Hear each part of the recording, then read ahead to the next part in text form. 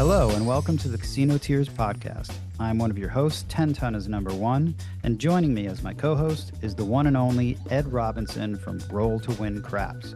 If you want more info on our show, please visit our page at casinotears.com. On this week's show, we discuss Be Like a Bee, Playing Your Plan, Durango, Hit It and Quit It. We also touch on the 10-ton two-hit takedown, Lee Van Cleef, stick changes, Tiny Tim, and why Ed can't believe he does a podcast with me. Yeah, but you know what? This is a thing in my book, Ed. My book. The imaginary book that hasn't been finished. It's not imaginary. It's written because Part of it's written. I wrote this chapter at a coffee shop in Vegas. Okay. You're going to edit it? Yeah, dude. It's called I have a chapter called Be Like a Bee. Be like the bee, okay? The bee has like the shortest memory of anything. The bee, the bee that buzzes. I know what a bee is. I have a very short memory, and I think like be like the bee, okay? When all these dealers look at you after you've taken money off of a number and it hits again, and they give you that look like you're an idiot. I'm just like thinking, I forgot about that already. I'm not an idiot because I just put money in my rack. I just bet big and I press and power press, but I will then regress. And I have no qualms about having the memory of a bee. And I'm like, I don't care. I just put that money in my rack, Ed. Be like a bee. That's why Bo said, oh, I like that. Because power press, super regress. And then I just forget, oh, the 5 hit again. Mwah. I don't care. It's already a new day for Well, me. if it's part of your plan, no, you don't care. Yes. It is part of my plan because, Ed, I don't get to play with a lot of shooters like you. You get to play with a lot of these people when you go out. I'm just roughing it a lot of times. I lone wolf it a lot, dude. Listen, man, what I'm saying is I think it's tough to hit a number twice. I still have that mentality. It's tough for you to roll a number twice. And so that's why my whole system is predicated on. You have a system. Dr. No wanted to know about that. Yes. And you know what? Jay Bird asked me too. And I mentioned it and I've talked to you about it. And I showed Bo and it's in the book. It's what I call the 10-ton two-hit takedown. I like the 10-ton two-hit takedown. I like that. It is aggressive up front. I did a video with that tonight, actually. Did you? Yeah, I went 1,200. I liked when you first did it one time. You're like, that's the 10-ton two-hit takedown, baby. You had it that on. You said, baby. I did 1,200 across. Whoa. That's a lot, man. $300, 6 and 8. Oh, That's 600. yeah. 200 on the 4 and 10. Oh, wow, dude. 100 on the 5 and 9. That's awesome, dude. That is awesome. What happened? I did a video on that tonight. Oh, now I have to go watch it. I'll watch it tonight. Yeah, it's not released yet. Well, send me the advanced copy.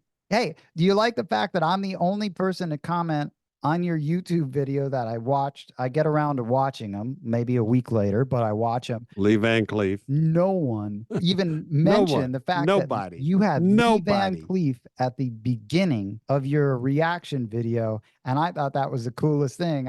It was Lee Van Cleef, man. He was one of the guys in The Good, the Bad, the Ugly with Clint Eastwood. He was in a lot of those spaghetti westerns. Yeah. Yeah, that was pretty cool, man. I love that. Wasn't that funny? Yeah, no, it was cool.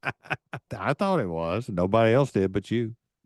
I know, coming in with the Lee Van Cleef reference, dude. I mean, the guy was playing with loaded dice. I know, that was funny. Yeah, any crap scene is funny. Ed, and this is what I've been saying all along. I have that system of either full press or power press on my first hits and then regress. The caveat to all of this is that this is what I do in the beginning of my sessions in order to get out of that awkward danger zone. When you first go, for me, I'm the most anxious. I'm the most nervous because you want to start up, not down. And that is why it's super aggressive and then very conservative. And the fact that we're just focusing on in the beginning of the game, the craps game, putting points on the board. All right, so go ahead. How in the hell is starting out with a $200 4 and a $200 10 and trying to get 3 hits 3 hits to get to house max. How can you justify that as conservative?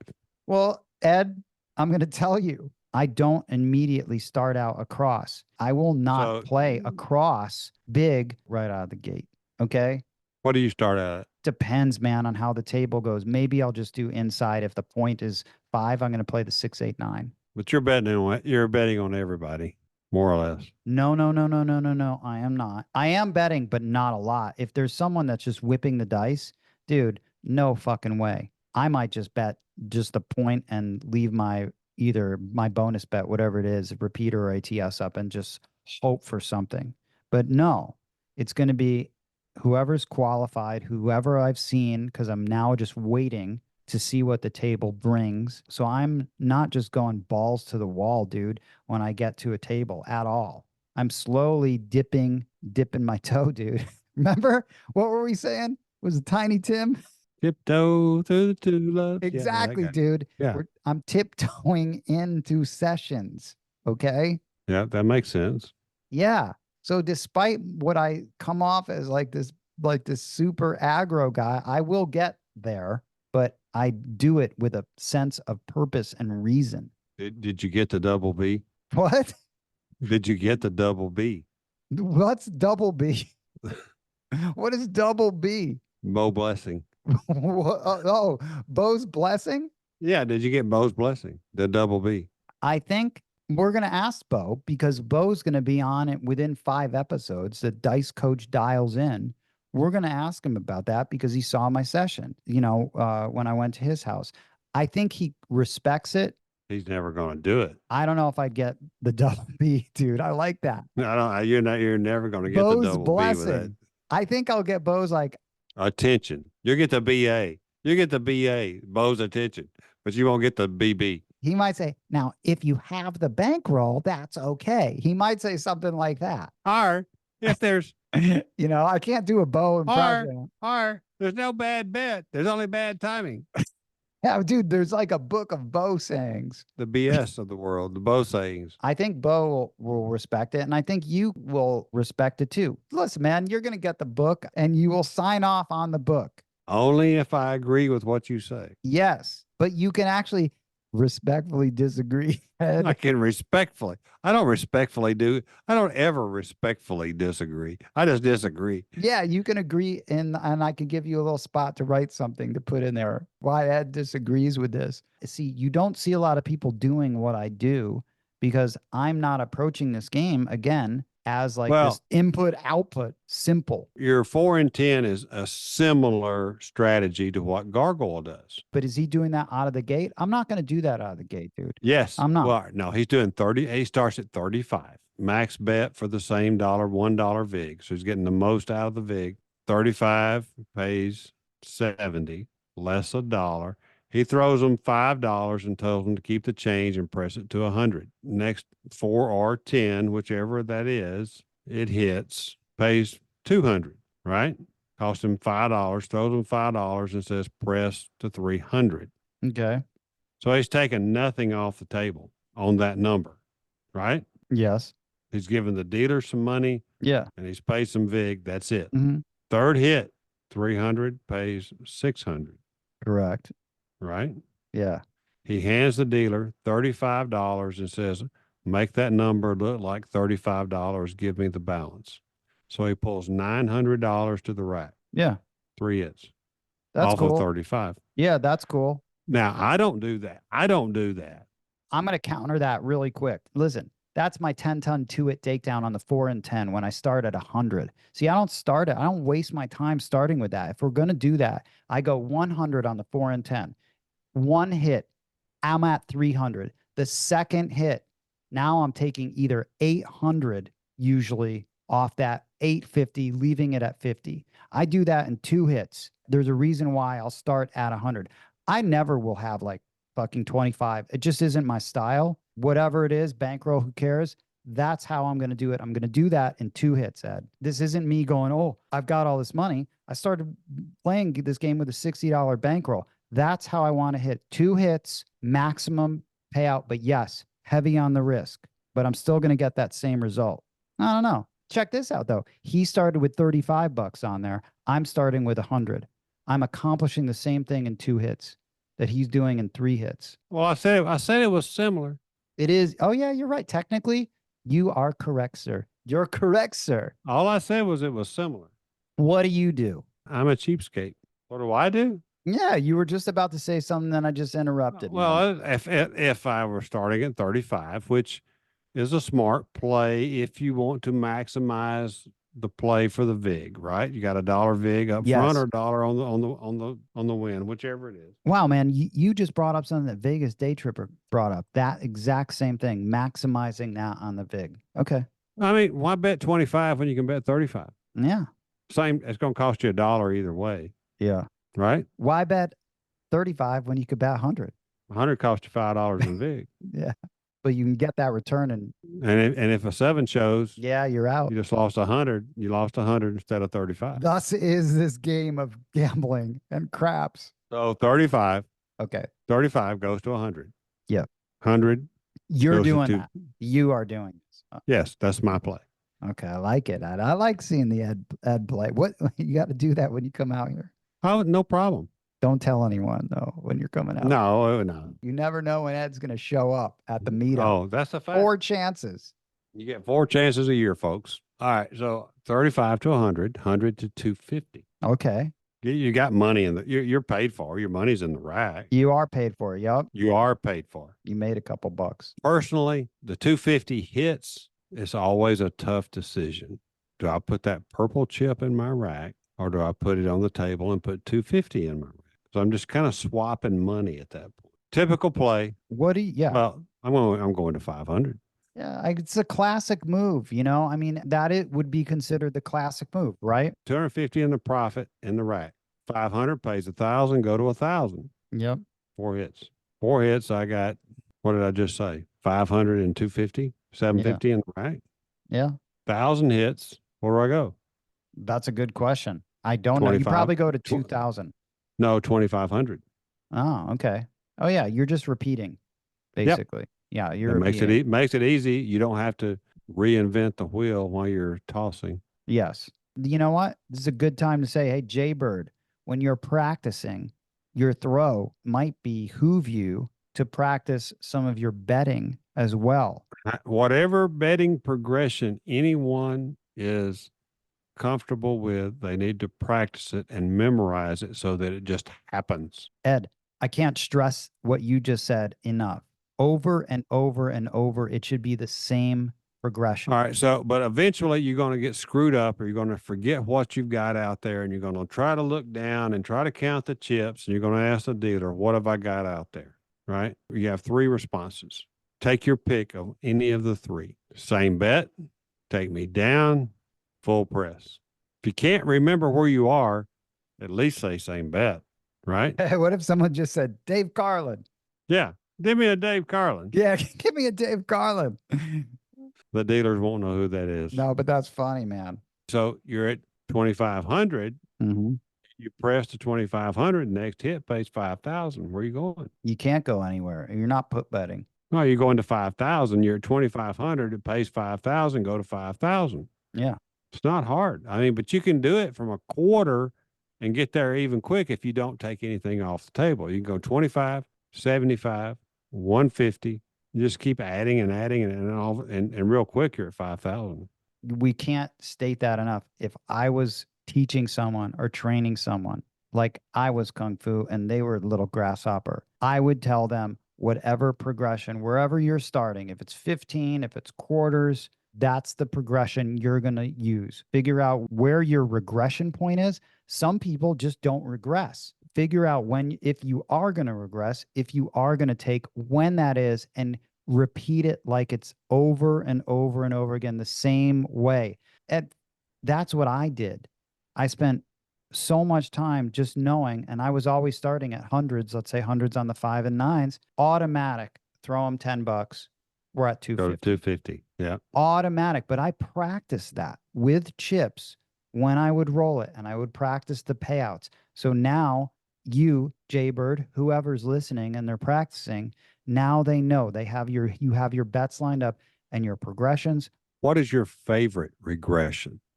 I love that regression actually. That's my favorite regression actually on the 5 and 9s. I'm talking about overall. What's your starting bet? You mean like across the numbers? Yeah, let's just say you're comfortable, you're positive in your rack, you're feeling toasty. What's your starting bet? Well, I think it's going to change now. How toasty am I? You're medium toast. Yeah, you're like milk toast, but not milk toast. You're Oh, more okay. like When I want this, like when I consider it like an ATM, when I'm got black chips up there, hundreds on the 410s, 150 on the 6/8, hundreds on the 5 and 9. I look at that and I go, this is an ATM. Now let's start taking money from it. but what's your regression? Tell me your starting bet and regression Oh, my starting bet. Well, my starting bet's going to be 100, on 5 and 9. My starting bet is 100. yeah. First hit, I go to 250. Yeah, no, but what you got on 6 and 8 or 4 and 10? What you got? What else you got? I've got 100 on 4 and 10, Uh-huh. 100 on the 5 and 9, 150 on 6 and 8. 150 on the 6 and 8. 6 and 8 pays 175. Yeah. 6 and 8 pays 175. How I work my 10-ton 2-hit takedown, I go up to 300, I take a quarter. Is that your ultimate favorite? Yes. My default standard play on all these numbers, that is it. My default standard as of right now, forget about 200 at the 4 and 10. After the points made, you got how much on the table? 700. If there was no point, let's say it's 700. Okay. But I'm planning on, after 2 hits on any number, I'm putting 500 plus back in my rack. So you're rolling Biloxi at your private table. Yeah.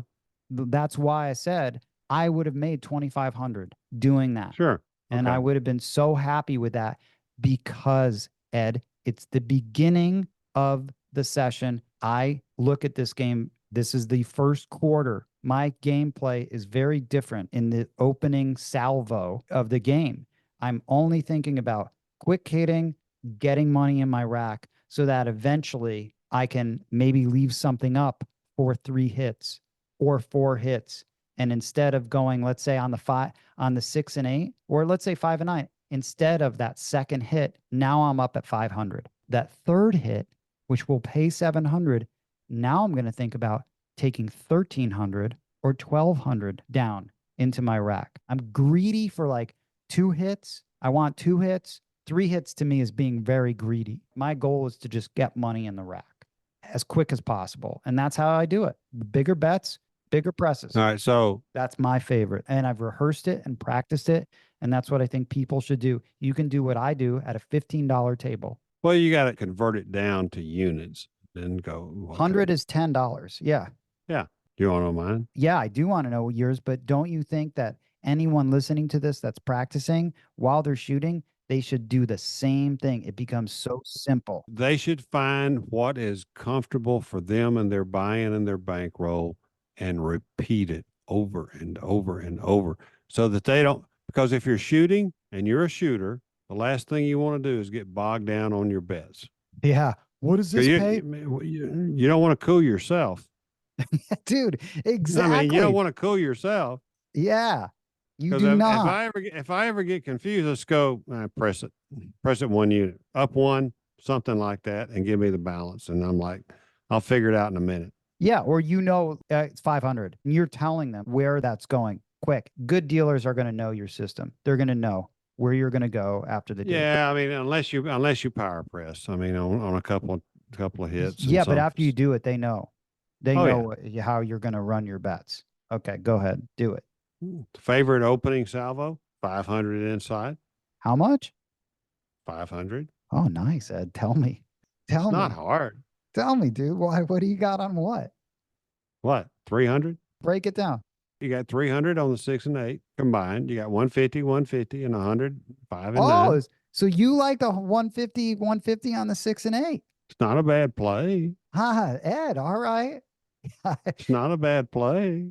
I like it. Okay. First hit inside. You got to have an inside number. Mm-hmm.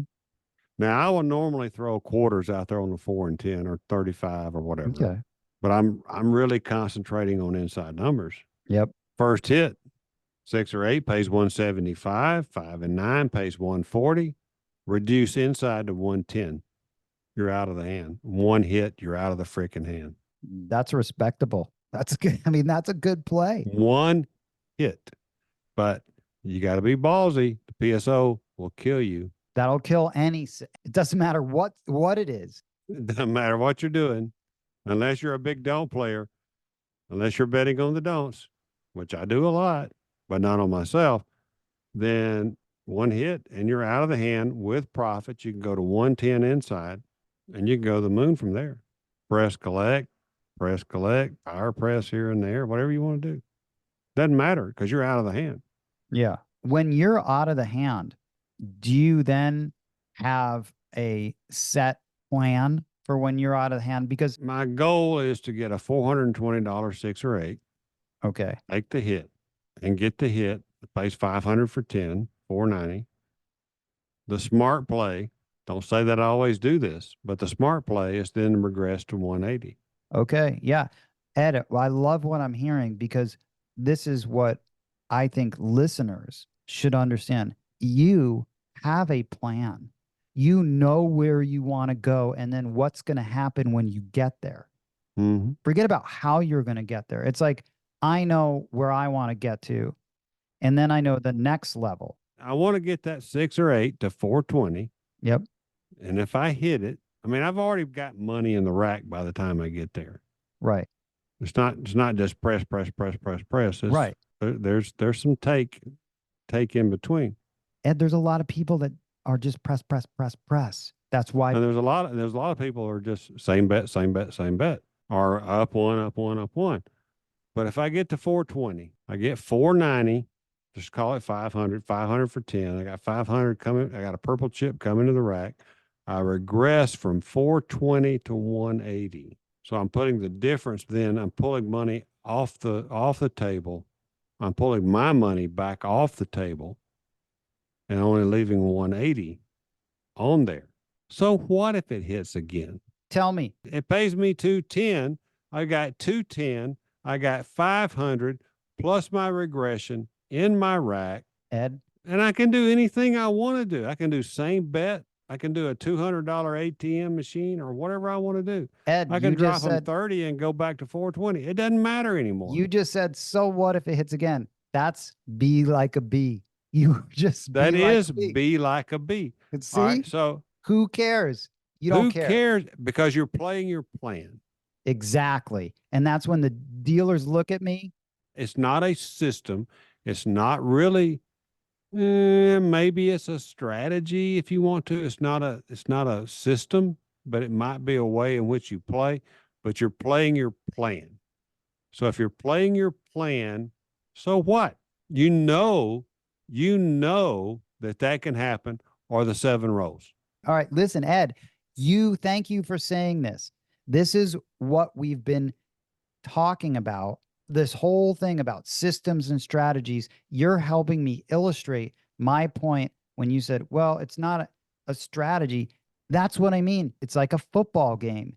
You have a game plan like Belichick and you're Tom Brady right now. And you're like, fuck it. We got the lead and this is what I'm going to do. And you're making in-game decisions. Underscores the point being that you and I have our fundamentals down. I can't stress this enough. If I was teaching a player, I would line them up, figure out what your bets are, and you're going to do the same thing over and over and over and over and over again. And then you're going to repeat it at the table. You're not going to be fucking around, which a lot of people are fucking around at the table with these fucked up strategies. And that's what they are. And that's why I consider YouTube a fucking junkyard of bullshit and why I'm doing this podcast with you.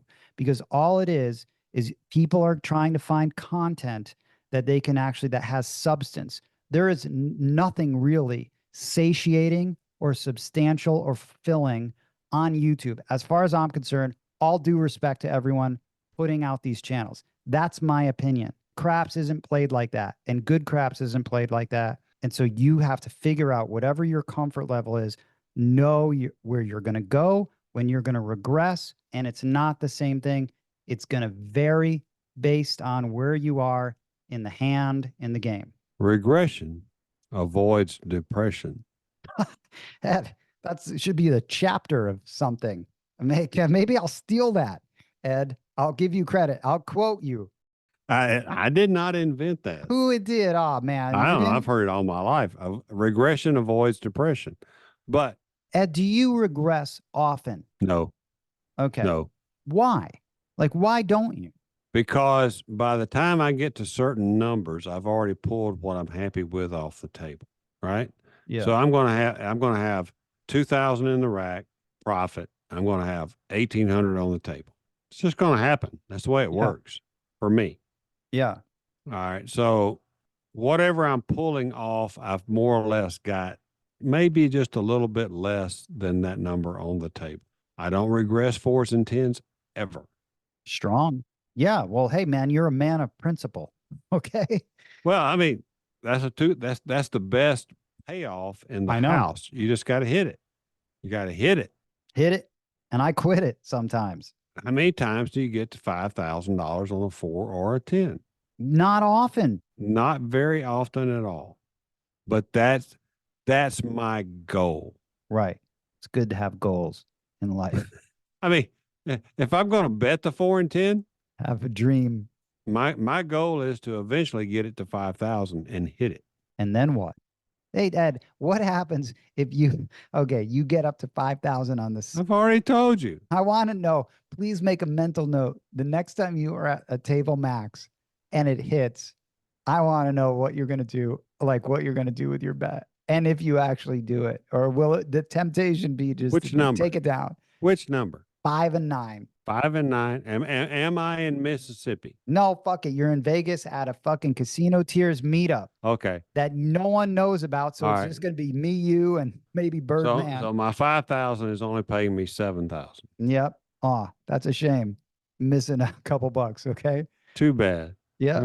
I'm missing 200. Okay. So I'm over there looking at you. Okay. Same bet. Same bet. You're gonna same bet it, man. I just put 7,000 in the rack. I know, but maybe you could see. Here's the dilemma. This is like the shooter's dilemma, dude. How You many? could take down a 12,000 right now. You could take 11,000 and not be greedy. But one more hit puts me 14,000. That one more hit, dude. I know. One more hit. One more. That's the gambler's problem, isn't it? I know. That's the gambler's dilemma. All right. So okay. What happens in reality is the big thing. And that's why be like the bee. I will take that shit and be happy with it and go and forget if it hits again. Man, Ed, I'm not. if we're there, I'm not. If we're there, I'm not. and we both, I'm not gonna regress it. okay, I'm not listen, gonna. Ed, this will be great. We're gonna both be shooting. Okay, I'm setting the scenario. We're gonna be at like Paris. Okay, we'll All right. probably be playing crapless. We're gonna both have like roles of our life. Okay, we're just gonna like it's like Caddyshack at the end, right?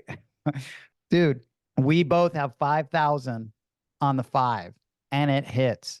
I don't think I'm gonna Dave Carlin it, man. I think I'm gonna go down. I'm gonna take 11 G's and put in my rack and be happy with 1,000. And you can just whatever. You're gonna have 7,000. Then we'll see. If I'm going to regress after a $5,000 bet that hit and paid me 7. Yep. All right, so I got 7 coming to me. Yeah, you got 7 not coming to you. It's there. It's there. I mean, I can't You go got no your higher. hands all over it. Yeah, you're taking a picture of it. I got 7 pumpkins in my rack, and then the dealer's looking at me like, "What are you going to do?" Yep. I'm looking at you like, what are you gonna do from over my stick left You one? do not go below 1,500. Okay. If you want to reduce, you go to 1,500. Okay. All right, mate. Why? Why? 1,500 pays me 2,100. Okay. Then I got options. Yeah, you got a lot. You've got options already. You've got tons of options at this point. Yeah.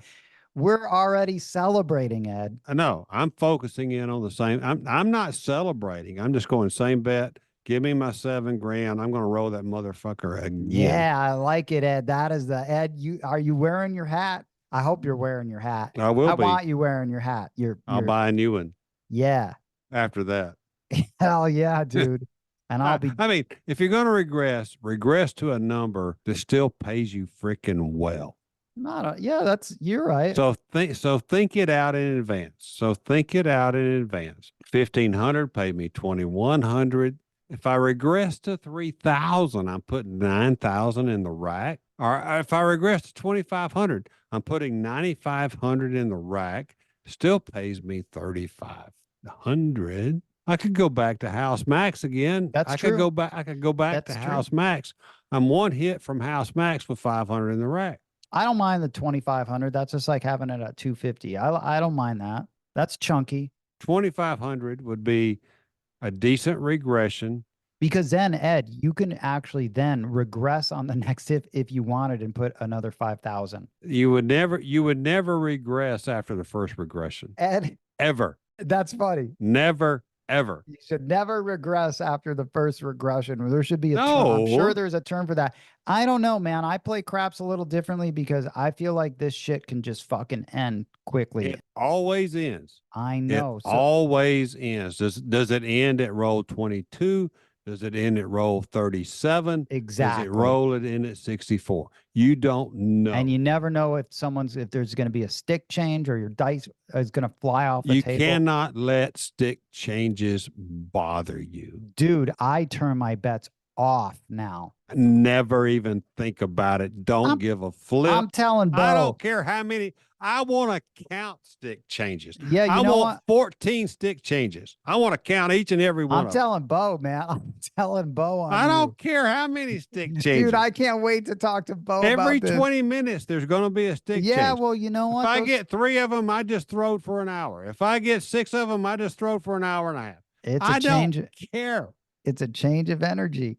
It is. It does not change my energy at all because, as Bo said, you shouldn't let that shit bother you. You shouldn't pay attention to anything else that's going on. You should be sitting there in your mind thinking about what you're about to do, not what's going on at the table. He said that 3 weeks ago on our podcast. Yeah, well, I'll go review the tapes, man, under the hood. I'm going to review That's a fact. That's exactly what he said. And that's the way I play. I don't care how. I want as many stick changes as possible in my toss.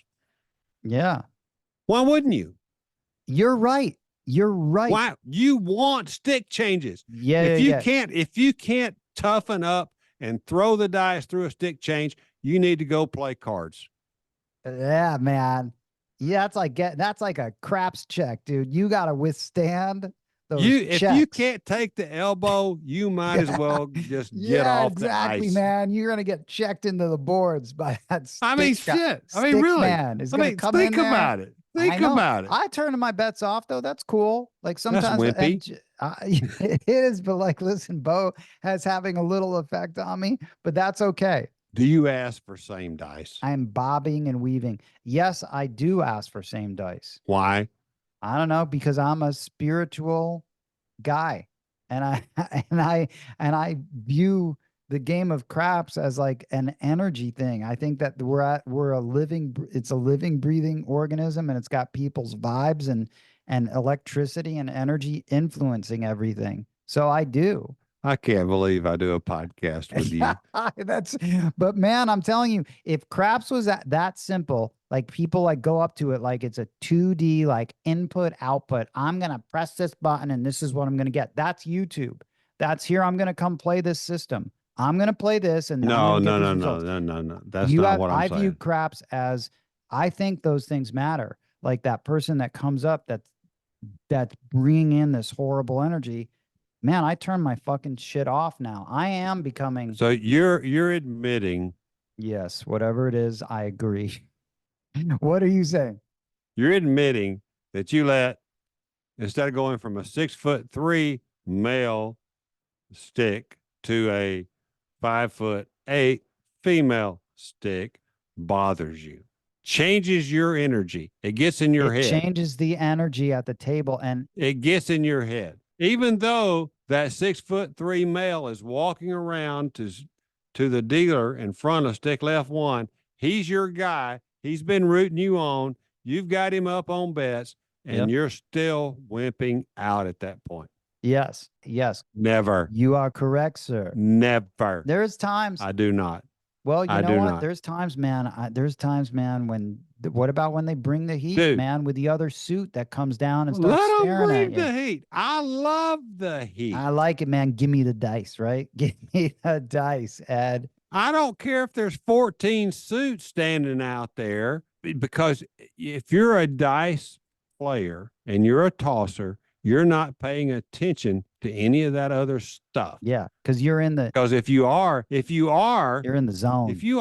it's getting in your head. If you are paying attention to that other stuff, then you turn your bets off because you're not focused. You're right. You're right. I agree with you. I totally agree with you. In fact, usually when I'm in that, I don't know. I'm not aware of a lot of things.